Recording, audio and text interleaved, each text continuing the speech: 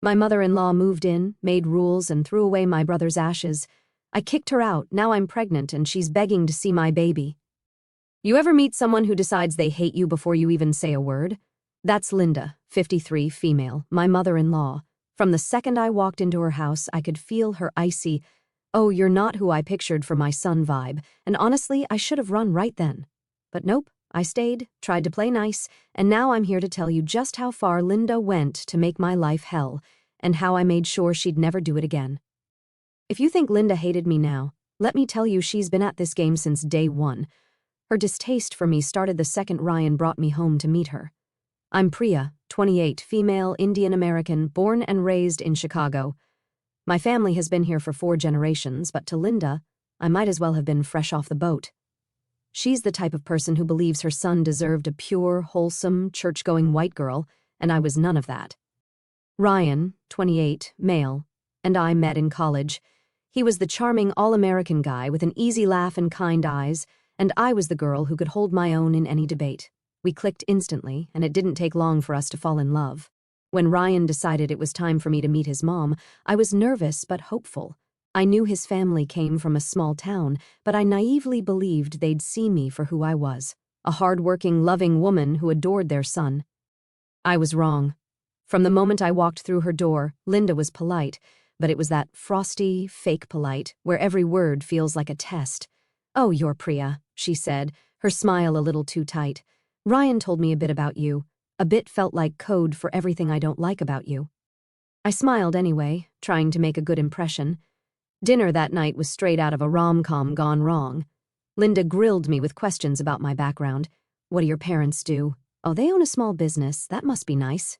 "Do you plan to visit back home often?" "Back home?" I told her I was born here, but she acted like I hadn't said anything. Then came the food comments. Linda had made a bland roast with mashed potatoes and boiled green beans. When I politely asked for salt, her face fell like I'd slapped her. "Is it not flavorful enough for you?" she asked, her tone dripping with passive aggression. Ryan jumped in to defend me. "Mom, Priya's just used to different kinds of food. She's not criticizing." But Linda wasn't done. She turned to Ryan and said, "You used to love this meal when Becky made it for you." Who the hell was Becky? As it turned out, Becky was Ryan's high school sweetheart. She was blonde, bubbly, and everything Linda wanted in a daughter-in-law. By the time I met Linda, Becky was married to someone else, but that didn't stop Linda from treating her like she was still part of the family. Linda brought her up constantly. "Becky just sent me the sweetest card for my birthday," she'd say. Or, "I ran into Becky at the grocery store.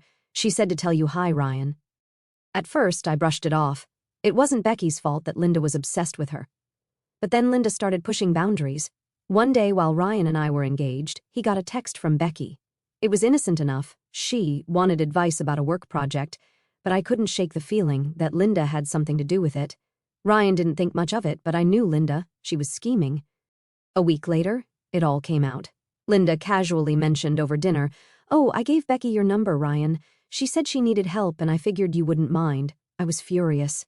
"Linda, you had no right to do that," I said, trying to keep my voice calm. Linda blinked at me, feigning innocence. "What's the big deal? Becky's practically family." "She's not family," Ryan said firmly. "And you don't get to make decisions like that without asking me or Priya." Linda huffed and changed the subject, but the damage was done. It wasn't just about Becky. It was about control. Linda couldn't stand that Ryan was choosing me over the life she'd imagined for him. When Ryan proposed, Linda didn't even pretend to be happy. She didn't call to congratulate us, didn't ask about the ring, didn't offer to help with the wedding. Instead, she sulked for weeks and avoided our calls. When she finally did talk to Ryan, she tried to talk him out of marrying me. "You're rushing into this," she said. "Marriage is a big step. Are you sure you've thought it through?" Ryan wasn't having it. "Mom, I love Priya. We're getting married. You can either be part of it or you can sit this one out." Linda reluctantly agreed to come to our engagement party, but of course she couldn't just behave. She showed up late, dressed in black. Yes, black, like she was mourning, and spent the entire evening talking to her cousins about how different the wedding was going to be. At one point, I overheard her telling one of her friends, "I just hope Ryan knows what he's doing. Marrying someone with such a different culture can be complicated." By the time the wedding rolled around, I was ready for anything Linda could throw at me. Or so I thought. She made a scene about everything, the guest list, the menu, the music. "Do we really need to have Indian food at the reception?" she asked Ryan. "Can't we just do something neutral like steak and potatoes?" Ryan shut that down quickly. "Mom, this is Priya's wedding too. We're having Indian food, and that's final." On the day of the wedding, Linda tried to outdo me by wearing an elaborate black gown that looked more suited for a Hollywood premiere than a family wedding. She refused to smile in the photos, barely spoke to my parents, and left the reception early without saying goodbye. It hurt, but I refused to let her ruin my day. Ryan and I were married, and that was all that mattered. Fast forward 3 years, and I thought we'd moved past the worst of it. Linda still made her passive-aggressive comments whenever she visited, but Ryan and I had learned to tune her out. We were happy in our little home, building a life together. Then Linda's condo hoa drama happened. Apparently, she'd been feuding with her neighbors for months, something about property lines and fence heights. One day, she called Ryan in tears, saying she needed a place to stay while she sorted things out. Ryan, being the kind-hearted guy he is, offered to let her move in temporarily. "Just until she finds a new place," he said. "I know it's a lot to ask, but she's my mom." I sighed, already dreading what was to come. "Fine, but you need to set boundaries, Ryan. This is our home, not hers." He promised he would. But promises are easy to make. Keeping them, that's a whole different story. When Linda showed up at our doorstep, I knew I was in for trouble. It wasn't the first time she had barged into my life with her opinions and entitlement, but this was different. This time, she wasn't just visiting, she was moving in. Her car was packed to the brim with suitcases, boxes, and random household items, like she was preparing for a year-long vacation. I peeked out the window and groaned. "Ryan, please tell me she didn't bring her entire house." Ryan rubbed his temples, already exasperated. "I told her it was just temporary. She's probably just overpacking like she always does." Temporary or not, this felt like the beginning of a nightmare. Linda breezed into the house as if she owned it. She gave me a once-over, her eyes lingering just a second too long on my leggings and oversized sweatshirt. "Oh, Priya, you look comfortable," she said, her voice dripping with judgment. "Nice to see you too, Linda," I replied, forcing a smile. Ryan helped her bring in her bags, 6 oversized suitcases, 3 boxes labeled fragile, and a laundry basket filled with throw pillows and blankets. She immediately began inspecting the house like she was conducting a real estate appraisal. "You've changed the furniture since I was last here," she noted, running her fingers along the back of the couch. "It's modern. Not quite my style, but I guess it works for you two." "It's functional," I said, biting back the urge to roll my eyes. She wandered into the kitchen next, opening cabinets and drawers without asking. "Oh, Priya, you still have that spice rack. You really ought to get something more neutral. This one just screams ethnic." "Because it's mine," I said through clenched teeth. Ryan shot me an apologetic look, but Linda was oblivious. She was too busy rearranging my kitchen. When Linda finally finished inspecting the house, I showed her to the guest room we'd prepared for her. It was small but cozy, with a full-sized bed, fresh linens, and a little desk by the window. "This is it?" she asked, wrinkling her nose.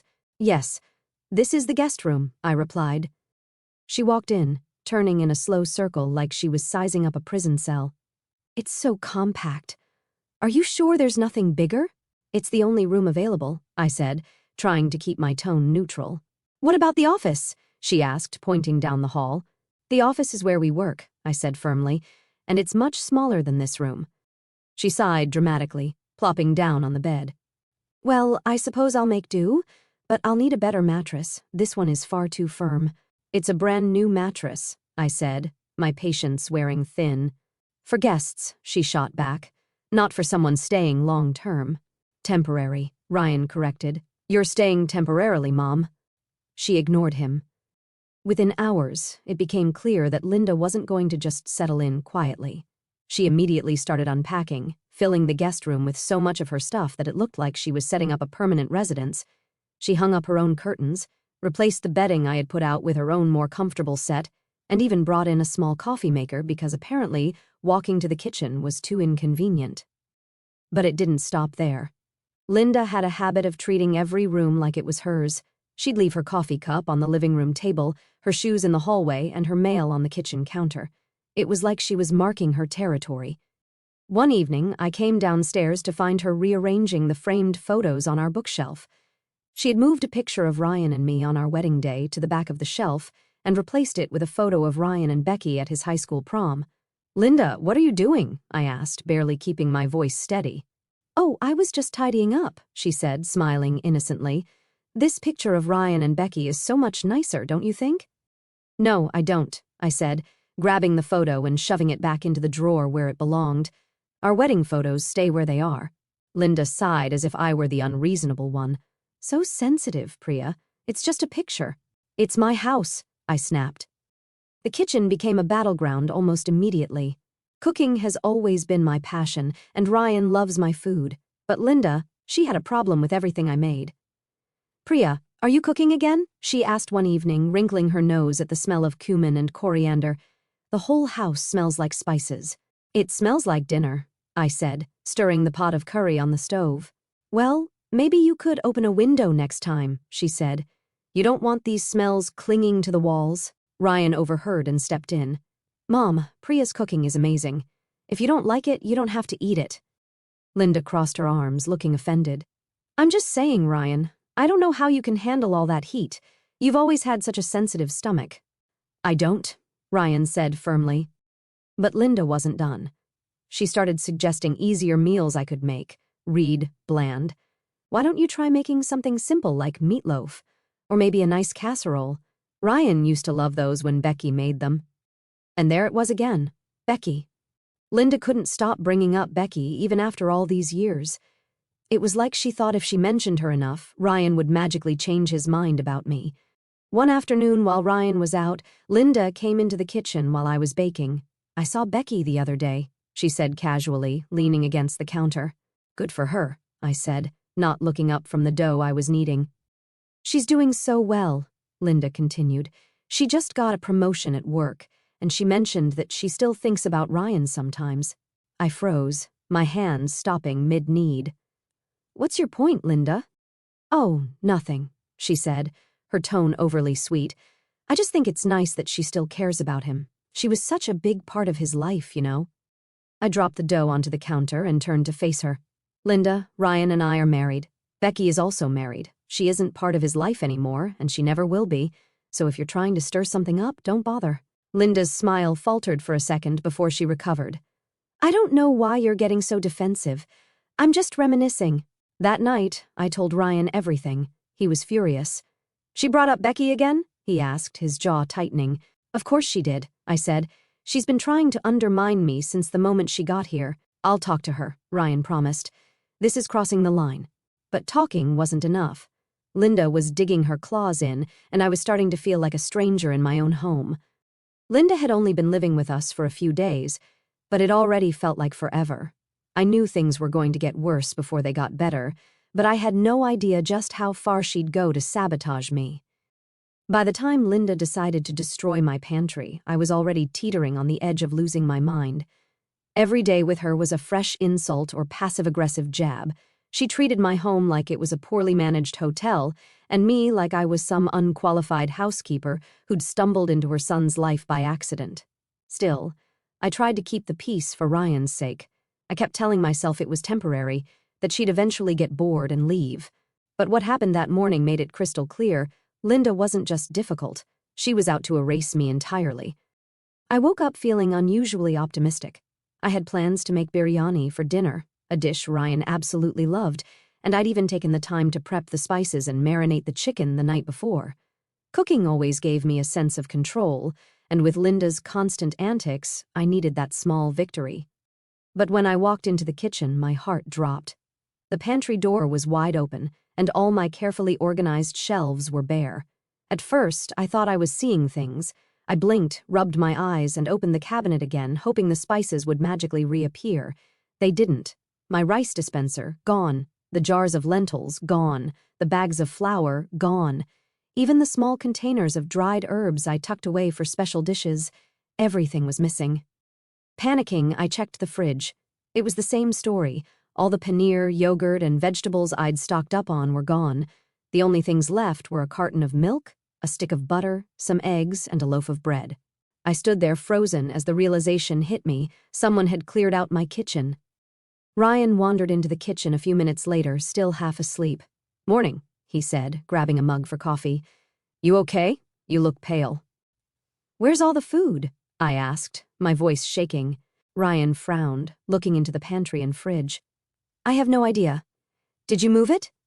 Before I could answer, Linda walked in, carrying her coffee cup like she hadn't just committed a felony against my pantry. She looked at me, then at Ryan, and smiled. "Oh, you noticed," she said, like she was expecting gratitude. "Noticed what?" I snapped. "I cleaned out the kitchen," she said, setting her cup down. "All that stuff you had, those weird spices and whatever, it just wasn't suitable. Ryan's not used to eating that kind of food. I figured it was time to start fresh." Ryan's jaw dropped. "You did what?" Linda shrugged. "I threw it out. It was taking up so much space, and honestly, the smell was overpowering. Now you have room for normal groceries." "Normal groceries?" I said, my voice rising. "Linda, that was hundreds of dollars worth of food. Do you have any idea how long it took me to stock all of that?" Linda didn't even flinch. "Oh, don't be so dramatic, Priya. You can buy more. Besides, I've already written up a list of things we actually need: potatoes, canned soup, chicken breasts, real food." Ryan stepped in, his voice sharp. "Mom, you had no right to touch any of that. This is Priya's kitchen. What were you thinking?" "I was thinking about your health," she said, crossing her arms. "All those spices. Who knows what they're doing to your stomach? I'm just looking out for you."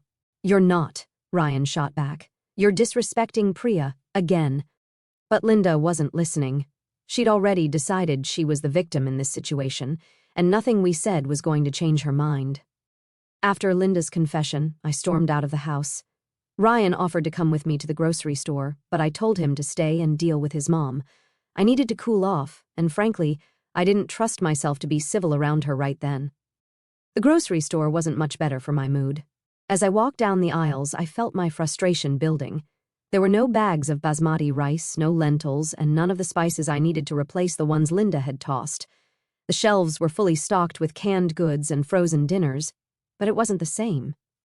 What made it worse was knowing how irreplaceable some of those items were.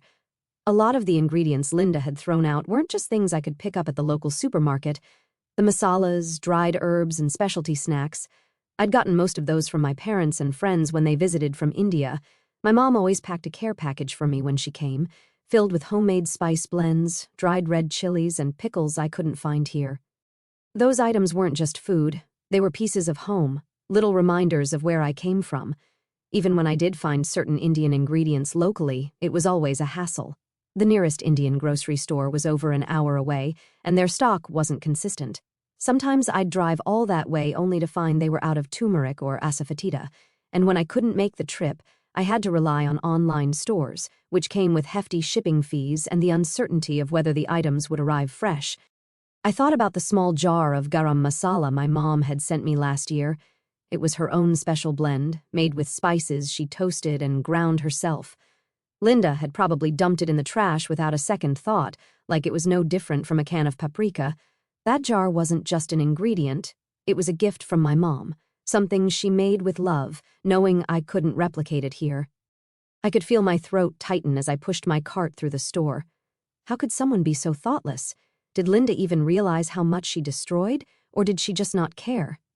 I grabbed what I could, some pasta, canned tomatoes, and a loaf of bread, but it was a far cry from the vibrant, flavorful meals I was used to making. The absence of my usual ingredients felt like more than just an inconvenience. It felt like a part of me had been erased. When I got home, Linda was sitting on the couch, flipping through a magazine. She didn't even look up as I walked past her with the groceries. "Did you get everything you need?" she asked casually, like she hadn't just ruined my entire kitchen. "No," I said flatly. "Well, I'm sure you'll manage," she said, turning a page. "You're resourceful." I slammed the pantry door shut and went upstairs to cool off. That evening, Ryan and I sat down to talk. I was still fuming, and he could tell. "She has to go," I said, not bothering to sugarcoat it. Ryan sighed, running a hand through his hair. "Priya, I know what she did was completely out of line. I've already told her it's unacceptable." "It's not just about the groceries," I said, my voice shaking. "She doesn't respect me, Ryan. She's made that clear from the start. And now she's treating me like a guest in my own home. Ryan nodded. You're right. She's crossed the line too many times.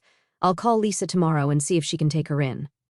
Lisa, 32, female, his sister, had offered to let Linda stay with her when this whole situation started, but Linda had refused. It's too far from my friends, she'd said at the time. Well, she can't stay here, I said firmly. Not after this. The next morning, Ryan sat Linda down for a serious talk. I stayed upstairs, not wanting to get dragged into the argument. I couldn't hear everything they said, but I caught bits and pieces.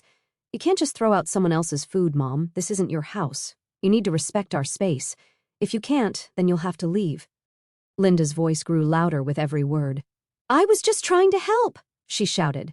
And now you're throwing me out after everything I've done for you? Ryan stayed calm but firm. We're not throwing you out, Mom. Lisa's already said she'd be happy to have you. It's not up for debate. By the time the conversation ended, Linda was fuming. She slammed her bedroom door and didn't come out for the rest of the day. That night, Ryan and I sat down to eat a simple dinner of pasta and canned soup. It wasn't what I'd planned, but it was enough. I'm sorry you had to deal with this, Ryan said, reaching for my hand. I promise this won't happen again. I nodded, grateful for his support. But deep down, I knew Linda wasn't going to go quietly. She never did. The next few days were going to be interesting, to say the least. Linda wasn't just entitled, she was spiteful. What began as an infuriating invasion of my kitchen escalated into something I never thought even she was capable of. The pantry debacle left me drained, but I tried to let it go for Ryan's sake. Then, a few days later, something happened that changed everything. I'd kept a small, beautifully crafted wooden box on the mantel in our living room. It contained the ashes of my older brother, Arjun, who had passed away in a car accident 5 years earlier. Losing him was the hardest thing my family and I had ever endured, and having that small piece of him close brought me comfort. The box was simple but special to me. It had been a gift from my parents, a way to honor Arjun's memory. They knew I couldn't visit his resting place often, so they'd entrusted me with part of his ashes to keep close. One evening, as I was tidying up the living room, I noticed the box was gone. I checked the mantel, thinking maybe it had been moved to the side, but it wasn't there. Panic set in as I searched the shelves, the coffee table, and even the floor. Ryan, I called out, my voice shaking. Where's the box? The one on the mantel? Ryan came into the room, frowning. What box? The one with Arjun's ashes, I said, my heart pounding. His face fell. I don't know. It should be there. That's when Linda walked in, casually sipping her tea. What's all the fuss about? She asked, looking completely unfazed. The box with my brother's ashes is missing, I said, turning to her. Have you seen it? Her expression didn't change. Oh, that old thing. I thought it was some kind of decorative trinket. I moved it when I was dusting. Maybe it's in one of the drawers. I searched every drawer, every shelf, every corner of the room. Nothing. Linda, I said, my voice trembling with anger.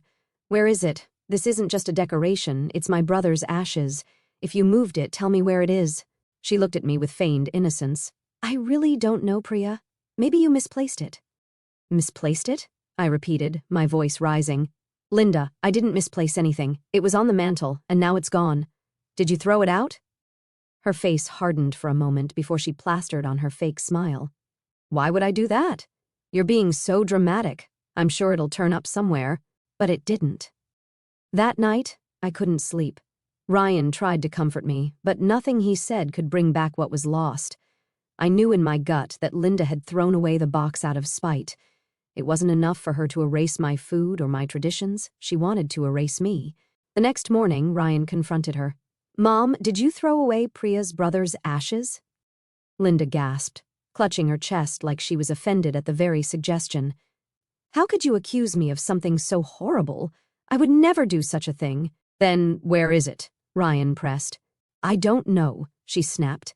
Maybe Priya's memory isn't as good as she thinks it is. Her refusal to confess was the final straw for both of us. That evening, Ryan and I sat down to talk.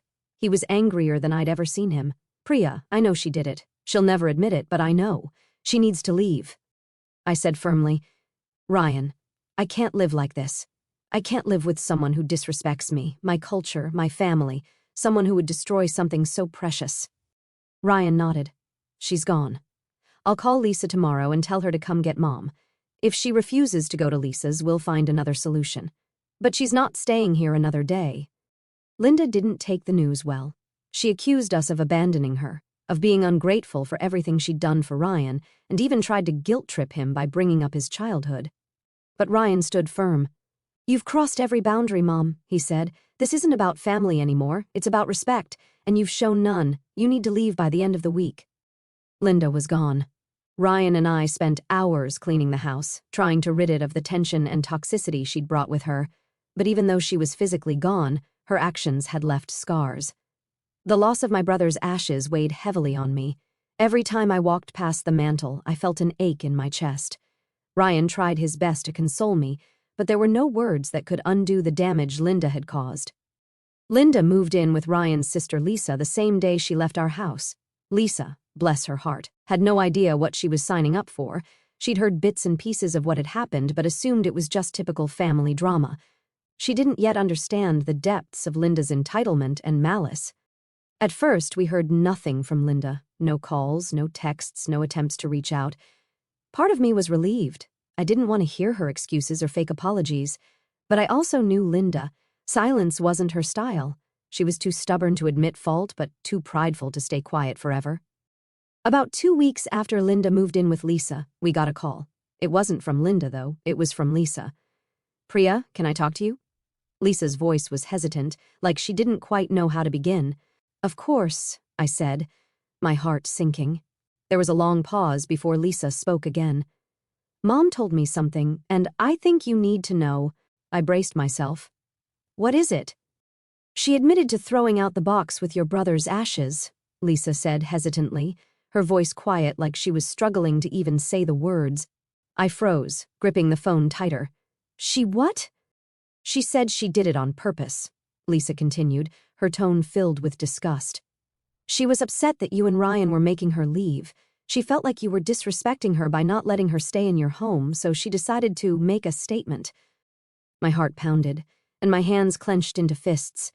"She threw away my brother's ashes as some kind of revenge?" I asked, my voice rising with each word. "Yes," Lisa said, her voice shaking.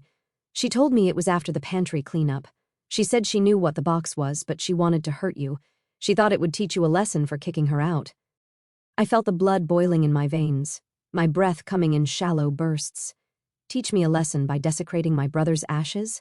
How could anyone do something so cruel? Lisa's voice cracked. "I don't know, Priya. I don't know what's wrong with her. When she told me, I couldn't even look at her. I told her she was disgusting, and she just brushed it off like it wasn't a big deal." "She's a monster," I said, my voice trembling with rage. "Lisa, I appreciate you telling me this, but I want nothing to do with her ever again. She's dead to me." Lisa sighed. "I understand, and for what it's worth, I don't think she deserves forgiveness for this. What she did is unforgivable." I thanked her, hung up the phone, and sat in silence. The weight of Linda's cruelty pressed down on me. This wasn't just a boundary crossed, it was the ultimate betrayal. Linda hadn't just disrespected me, she desecrated my family, my culture, and my grief. There was no coming back from this. Life slowly began to move on. Ryan and I focused on rebuilding our home and our relationship. We were stronger than ever, and cutting Linda out of our lives only brought us closer. Then, a few months later, something incredible happened. I found out I was pregnant. The news filled me with a joy I hadn't felt in years. Ryan was ecstatic, and we spent hours talking about baby names, plans, and what kind of parents we wanted to be. For the first time in a long time, the future felt bright. We decided to keep the pregnancy quiet at first, sharing the news only with my family and a few close friends. I didn't want Linda to find out, not yet anyway. I knew how she'd react, and I wasn't ready to deal with her inevitable attempt to claw her way back into our lives. Unfortunately, secrets don't stay secret for long. Somehow, Linda found out about the pregnancy. I suspect Lisa let it slip during one of their conversations, though I don't blame her. Linda has a way of prying information out of people. The first sign of trouble was an email. "Dear Priya and Ryan, I just heard the wonderful news. I'm so thrilled to be a grandmother. Please let me know how I can help during this exciting time. I'd love to come over and talk about the baby. Love, Mom." I deleted the email without responding. Ryan read it over my shoulder and shook his head. She's unbelievable, he muttered. The emails turned into texts, then phone calls. Linda tried every angle, apologies, guilt trips, and even playing the victim. "I've been so lonely since I moved out," she said in one voicemail. "Can't we just move past this for the sake of the baby? I'm still Ryan's mother, after all." But for me, what Linda had done was unforgivable. Throwing away my brother's ashes wasn't just an act of disrespect, it was an act of cruelty. And while I could move forward with my life, I couldn't let her back into it. As my pregnancy progressed, Linda's attempts to reconnect became more desperate. She sent gifts to the house, baby clothes, toys, even a blanket she claimed she'd hand-knitted, though it still had the price tag on it. We returned everything unopened. One evening, Linda showed up at our door unannounced. Ryan answered, and I stayed in the living room, out of sight. "Mom, what are you doing here?" Ryan asked, his voice cold. "I just wanted to see you," Linda said. "And Priya, and the baby." "Well, the bump, I guess." "You're not welcome here," Ryan said firmly. "You need to leave." "But I'm your mother," Linda said, her voice cracking. "You can't shut me out of my grandchild's life." Ryan didn't waver. "You shut yourself out when you threw away Priya's brother's ashes. That was the last straw." "We're done, Mom." Linda tried to argue, but Ryan stood his ground. Eventually she left, though not without tears and another round of guilt-tripping. When our baby girl Maya was born, we didn't tell Linda. She found out eventually, probably through Lisa, but by then we were clear about our boundaries. Maya would grow up in a home filled with love, respect, and kindness, not toxicity and manipulation. Linda tried to reconnect a few more times over the years, but we never let her back in. Some wounds run too deep, and forgiveness isn't always possible. Instead, we focused on building a life that honored the values we believed in. I made sure Maya grew up knowing about her Uncle Arjun, even though she'd never meet him. We kept his memory alive through stories, photos, and a new box on the mantel, this time filled with letters and memories, a tribute to the brother I lost but would never forget. And as I watched Maya grow, surrounded by love and free from Linda's shadow, I knew we'd made the right choice. Some ties aren't worth mending, and some endings are the best beginnings.